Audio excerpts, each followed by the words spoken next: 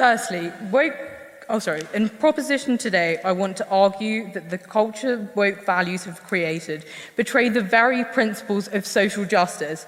Firstly, woke culture prioritizes performative displays above real social justice. Displays do not solve the problem, but merely hide it under the guise of aesthetic Instagram infographics. Whilst there are activists and others who are educated on the cause, there is a large majority of people who show support online but are actually ignorant about the very issues they discuss.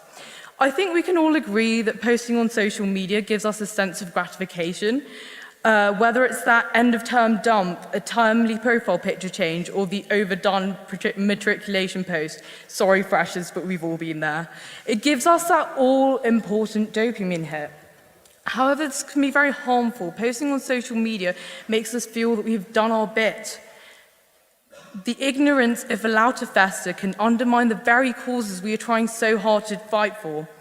The danger this poses, though, is not the post in itself, but the lack of education about these matters. Whilst raising awareness goes some way to solving the problem, it is no substitute for real change. The events of June 2020 show there is a disjunct between posts and social media and reality. About 28 million Instagram users participated in the Blackout Tuesday movement, which involved users posting a blacked out square image to show support for the George Floyd protests. By contrast, only 13 million people had actually signed the petition to arrest the police officers who were involved in the murder of George Floyd. Even if we accept that awareness is important, there has become a tribal necessity for virtue signalling. There almost becomes a competition among those who can champion these issues the loudest. Those who enact real change on a local level are sidelined for acting quietly. Secondly, this problem is not solely linked to individuals, but also bigger corporations. Like Walmart, the company changes its Twitter avatar for Pride Month, yet has donated to the campaigns of those who are actively voting against LGBTQ+ rights. A report into this found that Stuart Walton, a director of Walmart, gave $16,600 to the sponsors of anti-trans bills since 2018, according to campaign finance records. The image of these companies as progressive is quickly brought down by their financial backing of initiatives against trans rights. There is a discrepancy between figurative support and concrete action. It is too easy for companies like this to shield prejudice behind the performative activism social media enables. Thirdly, woke culture allows little room for nuance. There's a tendency to paint everyone with the same brush and condemn everyone with the same punishment. Social exclusion, or a term we are intimately familiar with at the Union, cancel culture, with some of us being just one student article away from being cancelled ourselves. There are groups which are disproportionately affected by cancel culture and the culture of shame it creates. Lindsay Lohan and Amanda Bynes were cancelled for their struggles with drug addiction and mental health.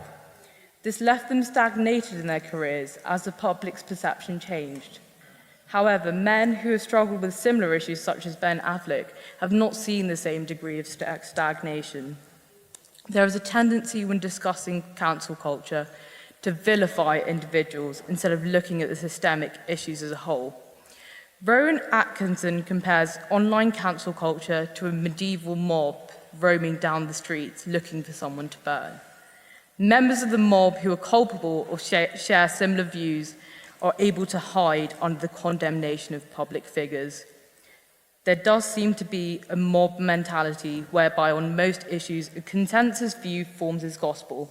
This creates a fear of starting conversations. As members of this society, set up by junior members facing pressure from university authorities, we are well aware of the importance of having a free and open discourse. Woke culture stands directly opposed to these very principles you and I believe in. Social justice is betrayed by woke culture and the performative stances which accompany it. Woke culture does not further real change, but merely gesture at it. If we are to progress as a society with a firm belief in tolerance, respect, and forgiveness, we must recognise the danger these stances pose to the very values you and I care about. I urge you to vote proposition tonight so that we can, in turn, give the next generation the chance to shape the conversation. Thank you.